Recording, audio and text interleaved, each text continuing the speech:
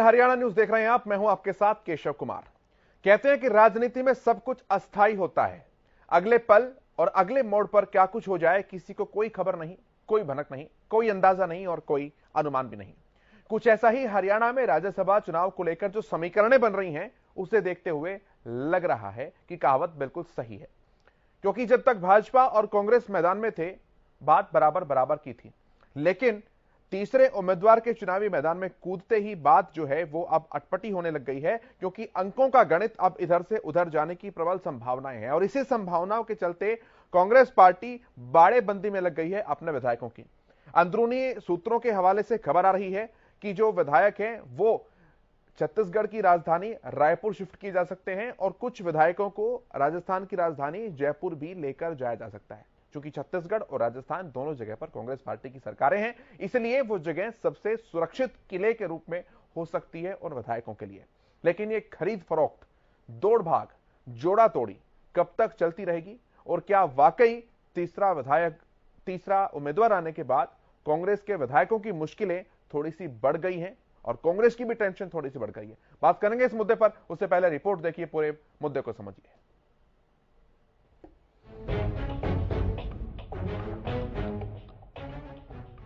बेहद दिलचस्प हुआ राज्यसभा का रण। बीजेपी सेफ, कांग्रेस और निर्दलीय में फंसा पेच। कांग्रेस को सता रहा क्रॉस वोटिंग का डर। अपने विधायकों की किलेबंदी में जुटी कांग्रेस। हरियाणा में होने वाले राज्यसभा चुनाव में कांग्रेस को अपने विधायकों की क्रॉस वोटिंग का डर सता रहा है। हरियाणा में राज्यसभा की 2 सीटों के लिए 3 उम्मीदवारों के मैदान में आने से मतदान तय है।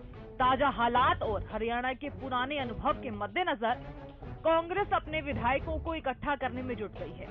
सूत्रों के मुताबिक कांग्रेस हरियाणा के विधायकों को राजस्थान शिफ्ट कर सकती है। 90 सदस्यों वाली हरियाणा विधानसभा में कांग्रेस के पास 31 विधायक हैं। पार्टी ने राष्ट्रीय महासचिव अजय माकन को उम्मीदवार बनाया है। जीत के लिए एक उम्मीदवार को 31 वोट चाहिए, यानी कांग्रेस के पास विधायकों का संख्या बल है। लेकिन विधायक कुलदीप बिश्नोई पार्टी से नाराज चल रहे हैं। बिश्नोई के अलावा अगर कांग्रेस का एक विधायक भी टूटा तो माकन के लिए जीत मुश्किल हो जाएगी।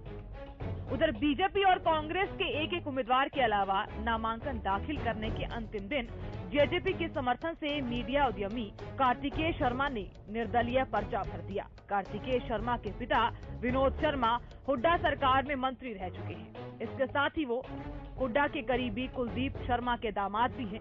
वैसे तो सियासत की पिच पर रिश्ते कुछ खास मायने नहीं रखते, लेकिन कई बार सियासी समीकरण के पेच में फंसे रिश्ते जीत हार का फैसला जरूर कर सकते हैं। इस राज्यसभा चुनाव में कांग्रेस प्रत्याशी अजय माकन की जीत में रोड़ा अटकाने वाले निर्दलीय प्रत्याशी कार्तिकेय शर्मा भी आपस में रिश्तेदार हैं। अजय माकन रिश्ते में कार्तिकेय शर्मा के मौसा हैं। वे हुड्डा के खास कुलदीप शर्मा के दामाद भी हैं। उधर बीजेपी भी अपने उम्मीदवार के अलावा जेजेपी के समर्थन से आए कार्तिकेय शर्मा को जिताने की पूरी कोशिश करेगी। इसके लिए कांग्रेस के विधायकों को तोड़ने की कोशिश की जाएगी। हालात को भांपते हुए कांग्रेस अपने विधायकों की किलेबंदी में जुट गई है। अग्नि परीक्षा भूपेंद्र सिंह हुड्डा की होनी है। अगर वो बिश्नोई के अलावा भी बचे 30 विधायकों को एकजुट रख लेते हैं तो माकन के राज्यसभा पहुंचने की संभावना बनी रहेगी। अब देखना होगा कि 10 जून को आखिर क्या होगा। Bureau report, Haryana news.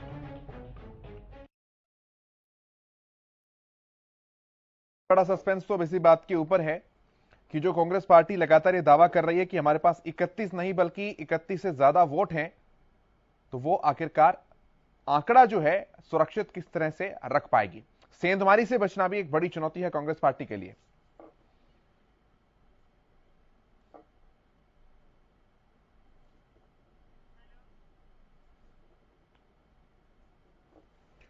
मेरे साथ जो गेस्ट जुड़े हैं उनका परिचय मैं आपसे कराऊं। रवि कालीरमन हमारे संवाददाता सहयोगी चंडीगढ़ से हमारे साथ जुड़ गए हैं। मनीषा सांगवान जी कांग्रेस पार्टी की प्रवक्ता हमारे साथ हैं और विधु रावल जी भारतीय जनता पार्टी के प्रवक्ता हमारे साथ हैं। बहुत स्वागत है आप सभी का। रवि, सबसे पहले अपडेट्स लेना चाहूंगा मैं आपसे, क्या कुछ हलचलें हैं? बिल्कुल केशव, अगर हलचलों की बात की जाए तो हलचलें कांग्रेस की तरफ से जो है वो बढ़ गई हैं। लगातार जिस प्रकार से कयास लगाए जा रहे हैं, तीसरा जब कैंडिडेट ने नॉमिनेशन फाइल किया उसके बाद से ही कांग्रेस में जो हलचलों का जो दौर है वो बढ़ गया है। लगातार ये कहा जा रहा है कि कांग्रेस तमाम जो विधायक है कांग्रेस के, उनको सेफ रखने के प्रयास जो है वो किया जा रहा है। कहीं ना कहीं 2016 में जो इंक कंट्रोवर्सी हुई थी, इस प्रकार की कोई कंट्रोवर्सी ना हो, कोई किसी प्रकार का जो वोट है वो दूसरे के पाले में ना जाए, तो अपने वोटों को काबू में रखने के लिए तमाम प्रयास जो है कांग्रेस पार्टी लगातार कर रही है।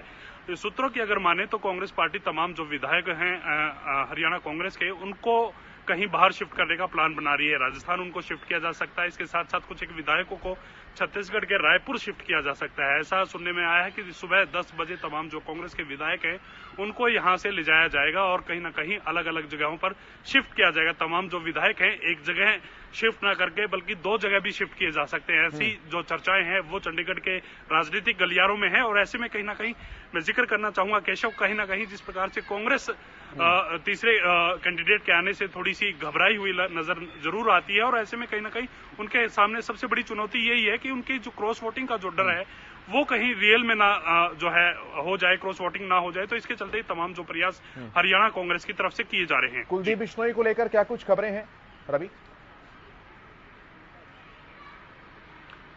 बिल्कुल केशव, अगर कुलदीप बिश्नोई की बात की जाए तो कुलदीप बिश्नोई अगर प्रभारी विवेक बंसल का जिक्र करें तो प्रभारी विवेक बंसल ये जरूर कहते हुए नजर आए कि कुलदीप बिश्नोई को मनाने का प्रयास किया जा रहा है, वो उनके संपर्क में है।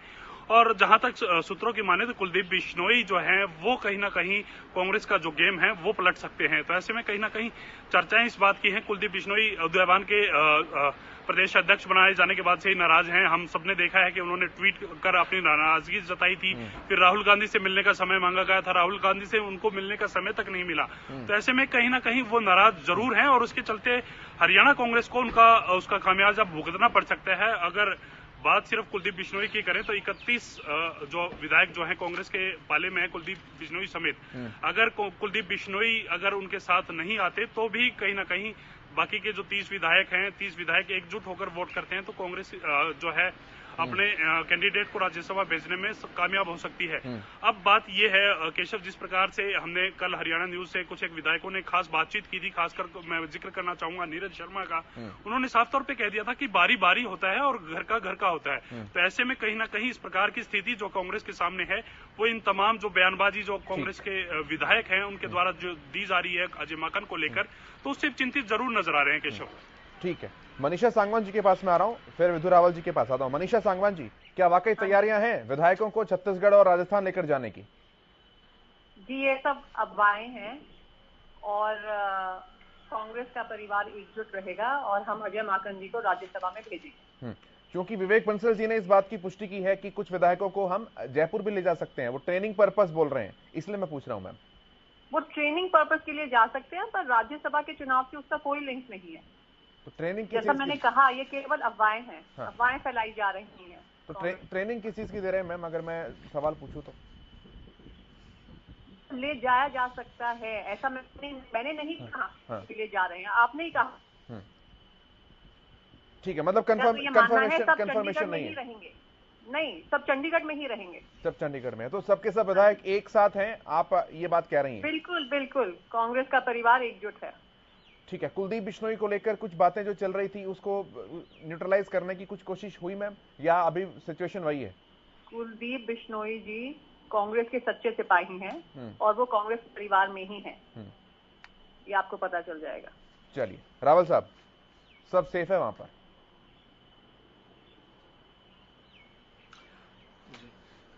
सेफ है तो फिर सुगबुगाहट कहाँ है और क्यों है? देखिए, कहते हैं there is no smoke without fire. अभी इनका इस प्रकार से हरकत में आना, और कल तक तो चेस्ट थंपिंग कर रहे थे, कल तक तो कह रहे थे कि हमारे 31 की बजाय 32 या 33 भी हो सकते हैं। कल तक तो खुद भूपेंद्र हुड्डा जी आकर प्रेस कॉन्फ्रेंस करके कह रहे थे कि भाजपा वाले उम्मीदवार जो हैं वो शायद सेफ नहीं है और उनके सेफ हैं। लेकिन कुल मिला के बात यही है कि जिस प्रकार निकाय चुनाव से पहले ये चेस्ट थंपिंग कर रहे थे कि हम ये कर देंगे, हम वो कर देंगे, हमारा इस प्रकार का रुझान है, हमारी इस तरह की तैयारियां हैं, हमारे कैंडिडेट तैयार हैं, बिल्कुल ठीक उसी तरह ही जो है ये अंत समय तक बोलते रहेंगे। लेकिन नतीजे आजकल जो है कांग्रेस के पक्ष में नहीं आ रहे, ना तो जनता का उनको स्नेह मिल रहा है, ना ईश्वर का आशीर्वाद मिल रहा है। और उसी कारण से हम देख रहे हैं कि निरंतर एक के बाद एक इनका इनकी जो ये बड़े बड़े दावे करते हैं वो दावे औंधे मुंह गिर जाते हैं। हमने देखा कि राजस्थान के अंदर किस प्रकार से पिछले साल बीच कोरोना काल के इनके यहाँ पर राजस्थान के बहुत सारे विधायकों को रिजॉर्ट में रखा हुआ था और दो गुट थे और दोनों के दोनों रिजॉर्टों में बंद थे, अलग अलग प्रांतों में। हमने मध्य प्रदेश में देखा किस प्रकार से ये बस लेकर गए थे और राजस्थान में अपने विधायकों को रिजॉर्ट में ले गए थे, लेकिन उसके बाद भी सरकार नहीं बचा पाए। कर्नाटक के अंदर इन्होंने इस प्रकार का ही खेल किया था, तब भी सरकार नहीं बची थी। गुजरात में एक राज्यसभा सीट के लिए, स्वर्गीय आनंद पटेल जी की वाली सीट के लिए इन्होंने यही किया था। लेकिन ये जो रिजॉर्ट पॉलिटिक्स है ये कांग्रेस को कोई ज्यादा लाभ पहुंचाती है ऐसा नहीं है। एक बात जरूर निश्चित होती है कि ये कांग्रेस अपने विधायकों को उनके चरित्र को क्या समझती है। ये सोचती है कि वो बहुत जल्दी जो है किसी प्रकार से इनकी पार्टी छोड़ देंगे। तो या तो इनका न्यूक्लियस बहुत कमजोर है, ये नेतृत्व पर विश्वास नहीं करते खुद ही कांग्रेसी, कि इन्हें लगता है कि इनका एमएलए इनके नेतृत्व के दिए हुए फैसलों को नहीं मानेंगे, और या तो ये विचार शून्य है, इन्हें लगता है कि इनके विधायक जो है इनके विचार से नहीं बंधे हुए, इसलिए ये एक्सरसाइज करते हैं। अभी ट्रेनिंग पर्पस की बात को इनके प्रदेश के प्रभारी तो कह रहे हैं कि भेजे जाएंगे। अब वो ट्रेनिंग पर्पस की टाइमिंग बड़ी दिलचस्प है। ये ट्रेनिंग पर्पस जो है इन्होंने राजस्थान, मध्य प्रदेश में, कर्नाटक में, गुजरात में और उत्तराखंड में करके देख लिया। अब लेकिन यहां पर जो उनकी प्रवक्ता हैं वो इसको डिनाई कर रही हैं कि कोई ट्रेनिंग पर्पस। तो क्या ये जानने के लिए सब लोग उत्सुक हैं कि क्या इसका मतलब वो ये कंफर्म कर रही हैं कि जिस प्रकार भाजपा के विधायक और बाकी गैर कांग्रेसी विधायक जनता के बीच में रहने वाले हैं, हर रोज हर सुबह दिन से शाम तक पब्लिक लाइट में रहने वाले हैं, क्या कांग्रेस के भी विधायक जनता के बीच में रहेंगे और रिजॉर्ट में नहीं जाएंगे? क्या इस बात को कंफर्म कर रही हैं? क्योंकि कल हो सकता है कि आप तस्वीरें दिखा दें रिजॉर्ट की और फिर इन्हीं कांग्रेस की प्रवक्ता साहिबा को आकर कुछ और कहना पड़े। तो क्या ये कंफर्म करने वाली हैं हमारी इस सामने इस चर्चा में? वैसे भाजपा का इसके साथ बहुत ज्यादा सरोकार नहीं है, क्योंकि भाजपा का कैंडिडेट जो है वो बहुत सेफ है। मैं पूछ लेता हूं उनसे। और वैसे अभी विधायकों की बात की जाए तो सारे विधायक चंडीगढ़ में ही है। रवि, चंडीगढ़ में ही है विधायक सबके सब? मोस्टली विधायक जो हैं वो फिलहाल जो हैं चंडीगढ़ में हैं, और कहीं ना कहीं कुछ एक विधायकों का अगर बात की जाए तो उनका ये भी कहना है कि हम कहीं जाने वाले नहीं हैं, हम यहीं रुकेंगे। तो ऐसे में कहीं ना कहीं बाहर जाने के लिए भी एक सस्पेंस बना हुआ है, कौन विधायक बाहर जाएगा, कौन सा जो चेहरा है उनको सबसे ज्यादा कांग्रेस को खतरा है कि ये जो है क्रॉस वोटिंग कर सकते हैं, या फिर कौन सा विधायक जो है जो कांग्रेस के खिलाफ जा सकता है। तो कहीं ना कहीं संशय का विषय भी बना हुआ है। कुछ एक विधायक कहते हैं हम कहीं नहीं जाने वाले, कुछ एक विधायकों को राजस्थान ले जाने की बात जो है वो सामने आ रही है, कुछ एक को छत्तीसगढ़ के रायपुर ले जाने की बात सामने आ रही है। तो ये कुल मिलाकर केशव जो है वो संशय बना हुआ है। 10 बजे सुबह तमाम जो विधायक हैं उनको ले जाने की बात की जा रही है। तो ऐसे में कौन से विधायक जाते हैं, कौन से यहाँ रहते हैं, कौन से राजस्थान जाते हैं, कौन से जो छत्तीसगढ़ है वो जाते हैं, वो देखने वाली बात होगी।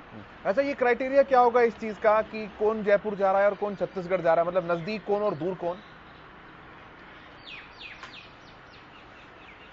केशव, देखिए ये कहना बहुत मुश्किल है क्राइटेरिया क्या रहने वाला है, लेकिन अगर सूत्रों की माने तो कहीं ना कहीं भूपेंद्र सिंह हुड्डा गुट के जो विधायक हैं वो एक सेफ जगह अलग जगह जाएंगे, कुमारी शैलजा गुट के जो विधायक हैं वो अलग जगह जाएंगे। इस प्रकार की रणनीति जो है वो तय की जा रही है। कहीं ना कहीं दोनों जो जिस प्रकार की गुटबाजी हरियाणा कांग्रेस में हमने पिछले लंबे समय से देखी है, तो वो उसी रणनीति का हिस्सा ये विधायकों की जो वर्कशॉप की बात की जा रही है कांग्रेस के द्वारा, तो उसी वर्कशॉप की अगर हम बात करें तो वो 2 वर्गों में इसी हिसाब से बांटी गई है कि भूपेंद्र सिंह हुड्डा गुट की जो वर्कशॉप है वो अलग लगाई जाए, या फिर कुमारी शैलजा के जो गुट है उसकी वर्कशॉप जो है वो अलग लगाई जाए। यानी सीधी सी बात ये है कि भूपेंद्र गुट से जो नाराज विधायक हैं, जो कहीं ना कहीं कुमारी शैलजा को राज्यसभा देखना चाहते थे, या फिर जिस प्रकार से जो ट्वीट आ रहे हैं इनकी आपसी जो कलह जो सामने आई है अजय माकन के हरियाणा से कैंडिडेट बनने में, तो उसको लेकर कहीं ना कहीं ये कयास जरूर लगाया जा रहा है कि 2 गुटों में, 2 अलग अलग गुटों में दोनों जो विधायक हैं उनको 2 अलग अलग जगह पर भेजा जा सकता है। मैं मनीषा जी से जवाब लेता हूं इन बातों का। मनीषा जी, एक सवाल तो विधु जी का था कि विधायक क्या जनता के बीच रहने वाले हैं या फिर रिजॉर्ट में रहने वाले हैं? दूसरा कंफर्मेशन उस बात की चाहूंगा मैं जो रवि जी अभी बात कर रहे थे। देखिए, आपके कॉरेस्पॉन्डेंट ने खुद ही पुष्टि कर दी है जो मैं कह रही थी कि सभी विधायक चंडीगढ़ में है। नहीं, वो तो है, जो मैंने कहा वो सच था। हाँ जी, तो जो मैंने कहा वो सच था। सभी विधायक चंडीगढ़ में हैं, वो चंडीगढ़ में ही रहेंगे। एक को छोड़कर जिसका सवाल मैं कर रहा था, कुलदीप बिश्नोई सामने आ रही है, उनके कोई पर्सनल रीजन हो सकते हैं। और शायद वो भी चंडीगढ़ में ही है, जहाँ तक मुझे पता है। ठीक है। और ये केवल और केवल भाजपा का दुष्प्रचार है, क्योंकि वो चाहते हैं कि उनके 2 कैंडिडेट राज्यसभा में जाएं, जो कि होने नहीं वाला। तो वो अपनी कमियां छुपाने के लिए, वो जानते हैं कि अजय माकन जी जीतने वाले हैं, तो उनसे वो हजम नहीं हो रहा, तो वो कांग्रेस के खिलाफ दुष्प्रचार कर रहे हैं। रावल साहब, दुष्प्रचार है आप लोगों का ये? नहीं, हमारा कोई दुष्प्रचार नहीं है। Good luck to the Congress party, लेकिन हम अपने हर प्रयास करेंगे ही कि हमारा भाजपा का जो उम्मीदवार है कृष्ण लाल पंवार जी, ऐसा होने नहीं वाला, वो बिल्कुल सेफ तरीके से राज्यसभा में जाएं, और ये लगभग निश्चित ही हो गया। नहीं, मनीषा जी, ये भी नहीं होने वाला। उनके फेवर में मैम 40 है उनके पास, नहीं होने वाला चाहिए, तो बीजेपी कृष्ण लाल जी पर भी आप, एक हाँ जी, फिगर्स तो उनके हक में है ना। कृष्ण लाल पंवार जी के तो सारी फिगर्स उनके फेवर में है। कांग्रेस के प्रवक्ता को कुछ कहने की, सिर्फ एक कैंडिडेट को वो भेज सकते हैं, 2 को नहीं। तो एक कांग्रेस का कैंडिडेट तो 2 तो वो खुद के नहीं कह रहे ना, 2 तो मान नहीं रहे हैं वो। विदु जी का दूसरा, विदु जी का दूसरा ये अपने साय से भी डरते हैं। नहीं, केशव जी अपने साय से भी डरते हैं। कांग्रेस कैंडिडेट को भेजने की बजाय वो कोशिश कर रहे हैं कि इंडिपेंडेंट कैंडिडेट जाए राज्यसभा में, जो कि होने नहीं वाला। दोनों विपक्षी पार्टियां हैं, दोनों विपक्षी पार्टियां हैं, वो तो सुबह ही कह चुके हैं इस बात को। ना करें तो दुष्प्रचार तो ना करें, और झूठी अफवाहें तो ना फैलाएं। पहले वो कह रहे थे कि कुछ राजस्थान चले गए हैं, आपके खुद के कॉरेस्पॉन्डेंट ने फिर बताया कि नहीं, सभी के सभी चंडीगढ़ में है, तो इनकी झूठ तो यहीं पे पकड़ी गई। नहीं, हमने ये नहीं कहा किसी ने भी राजस्थान चले गए हैं, राजस्थान जाने वाले हैं, नहीं, वो ये कॉरेस्पॉन्डेंट ये बता रहे हैं। आप क्या फ्यूचर देख सकते हैं? अरे मैम, ये बताइए, आपके प्रदेश प्रभारी जो कह रहे हैं, हम अपनी तरफ से खबरें थोड़ी ना बनाते हैं। जो खबरें नहीं कहा, आप उनको मिसकोट कर रहे हैं। मैं आपको विद प्रूफ दिखाता हूँ ये बातें, और फिर मैं अगली बात की तरफ बढ़ता हूँ। रावल साहब बोलिए।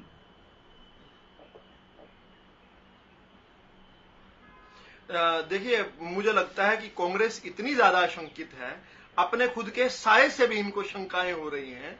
कौन क्या कह रहा है, लोगों को मिसकोट ये खुद कर रही हैं। यहाँ पर हमने नहीं कभी कहा कि वो राजस्थान है या कहाँ है, हमने तो केवल ये एक जो चर्चा आई उसके ऊपर प्रतिक्रिया दी कि भाई इस प्रकार का अगर करना पड़। मनीषा जी, मैं बीच में तो नहीं बोलता हूँ आपके। चलिए, आप कुछ बोलना चाहें तो आप बोल लीजिए। नहीं, आप पहले बोल लीजिए, मैं उसका जवाब दे दूं। आप कंटिन्यू बोलिए। नहीं, आप कंटिन्यू करिए। चलिए, thank you so much. Thank you so much जी। अच्छा करती है, अच्छी आदत है, तो अच्छी आदतों को हमें हमेशा रखना चाहिए। और अच्छी आदत तो ये है कि जनता का प्रतिनिधि जनता में रहे। लेकिन क्या ये यहां पर कंफर्म कर रही हैं, और ये किस श्योरिटी के साथ कंफर्म कर रही हैं? क्योंकि कल ऐसा ना हो कि ये विधायक तो जा रहे हो कहीं और किसी जहाज में बैठकर, और ये यहां पर मनीषा जी को अपनी बातों को, she would have to eat her words, ऐसा ना हो जाए कहीं। लेकिन क्योंकि कांग्रेस का इतिहास रहा है, कांग्रेस के विधायक किस प्रकार से राजस्थान के कांग्रेस के विधायक हमने पिछले साल देखे हैं, इन्हीं की सरकार थी, और इन्हीं के 2 अलग अलग गुट 2 अलग अलग रिजॉर्ट में एक दूसरे के खिलाफ षड्यंत्र कर रहे थे। दरअसल मामला क्या है, मैं मामला ही बता देता हूं। अब यहां पर बात चली ही है तो केशव जी, कांग्रेस वाले जो हैं बिना लाइसेंसी पायलट को बिठाए हुए हैं, जिन पर जो यात्री हैं इनके जहाज में बैठे हुए वो विश्वास नहीं करते। मैं इनके केंद्रीय नेतृत्व की बात कर रहा हूं। और जो लाइसेंस वाले 1-2 पायलट बैठे हुए हैं उसी जहाज में, उनको ये कॉकपिट में घुसने नहीं देते। कुल मामला सारा का सारा ये है, और इसी कारण से कभी G23 बनती है, कभी कपिल सिब्बल जी चले जाते हैं, और अब हरियाणा के अंदर वही राजस्थान वाली स्थिति हो रही है। यहां पर इन्हें दोनों गुट को संभालना पड़ रहा है। उधर कुमारी शैलजा जो गुट है, उनकी नाराजगी इस बात को है कि कुमारी शैलजा जी को जिस प्रकार बीच टॉम में से बड़े बेआबरू करके इन्होंने हटा दिया, और यहां पर यह वादा किया हुआ था कि राज्यसभा की सीट देंगे, ऐसी पब्लिक डोमेन में खबरें आ रही थी, लेकिन उनको नहीं दी। दूसरा, भूपेंद्र सिंह हुड्डा की जिस प्रकार का चरित्र रहा है आज तक का, कभी इंक बदलने वाला मामले को लेकर, और दूसरा, भूपेंद्र सिंह हुड्डा के स्टेटेड गार्जियन थे पंडित केदारनाथ शर्मा जी, जो कि कार्तिकेय शर्मा जो इंडिपेंडेंट कैंडिडेट हैं उनके सगे दादाजी थे। तो भूपेंद्र सिंह हुड्डा का इस परिवार से खुद भी नाता है, वाया कुलदीप शर्मा भी नाता है, वाया विनोद शर्मा भी नाता है, और विनोद शर्मा जी का और कार्तिकेय शर्मा जी का सीधा अजय माकन जी से नाता है। तो इनका अपने साय से भी डरना, अपनी परछाई से भी बार बार मुड़ मुड़ कर देखना, ये स्वाभाविक है। कैसा है मनीषा जी? देखिए, पर्सनल लाइफ अलग होती है, प्रोफेशनल लाइफ अलग होती है, ये तो आप भी जानते हैं, आप भी एक प्रोफेशनल हैं। जी जी। किसके किसके दादा के साथ रिश्ते थे, ये सब आई थिंक इररिलेवेंट है।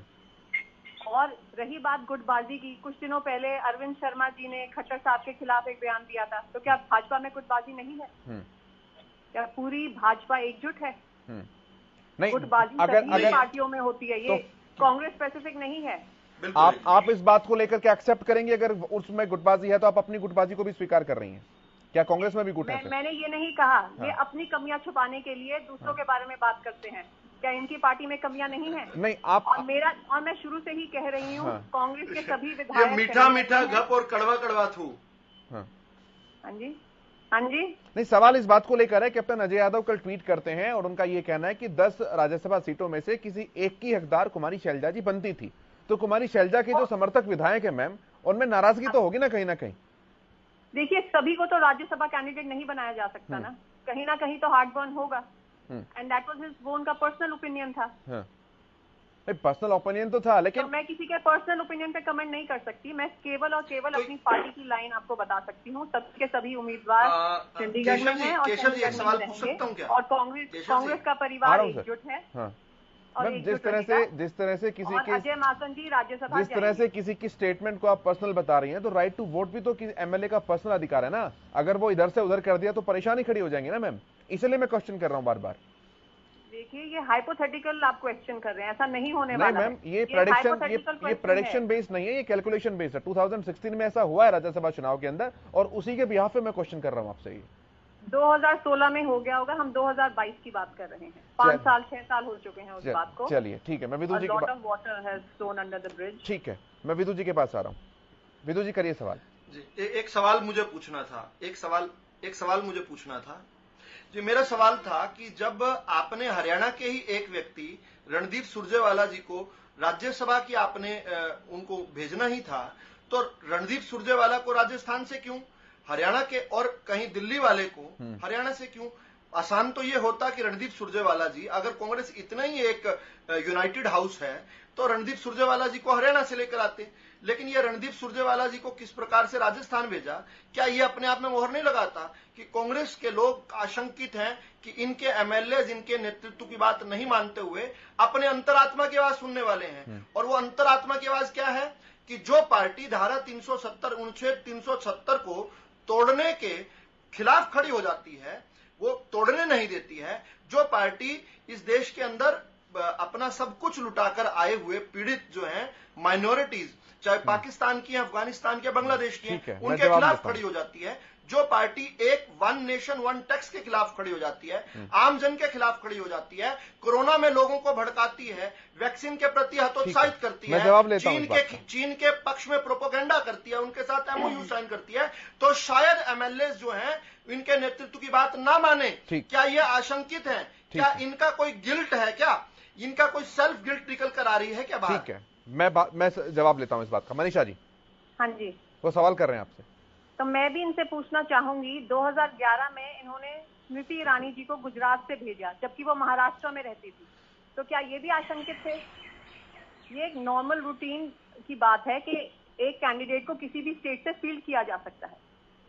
ये खुद भी यही काम करते आ रहे हैं। विदु जी।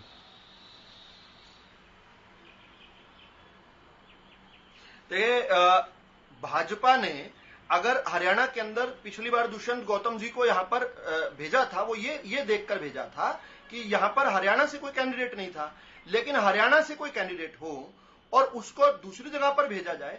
सवाल तो ये है, महाराष्ट्र के अंदर हमारा गठबंधन था, हमारी सरकार नहीं थी, हमारे एमएलए भी कम थे। हमने ये देखा कि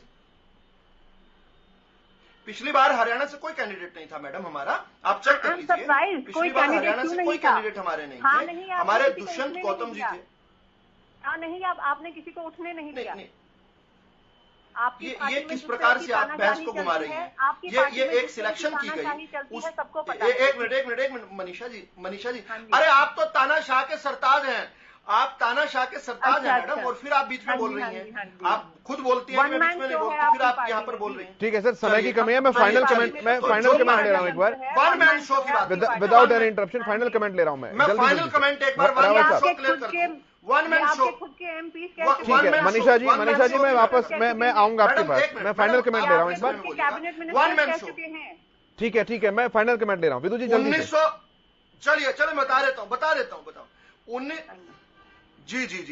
1998 में भाजपा के अध्यक्ष थे कुशाभाऊ ठाकरे जी, फिर जना कृष्णमूर्ति जी, फिर बंगारू लक्ष्मण जी, फिर वेंकैया नायडू जी, फिर राजनाथ सिंह जी, फिर नितिन गडकरी जी, फिर उसके बाद राजनाथ सिंह जी, फिर उसके बाद अमित शाह जी, अब जेपी नड्डा जी। 1998 से लेकर आज तक मां और बेटे में जिनकी जुगाली चल रही है, ठीक है मनीषा जी, इनके पास कोई फाइनल अध्यक्ष कोई नहीं खड़ा होता, मनीषा जी फाइनल कमेंट जल्दी उसको पार्टी से निकाल देते हैं और ये तानाशाही के दूसरों को लंच। ठीक है सर, मैं ले रहा हूं जवाब। आईना ही तो मैं दिखा रहा हूं, मैं वापस आईने को तो आईना दिखा रहा हूं, आप आईने को तो देख लीजिए। ठीक है सर, मुझे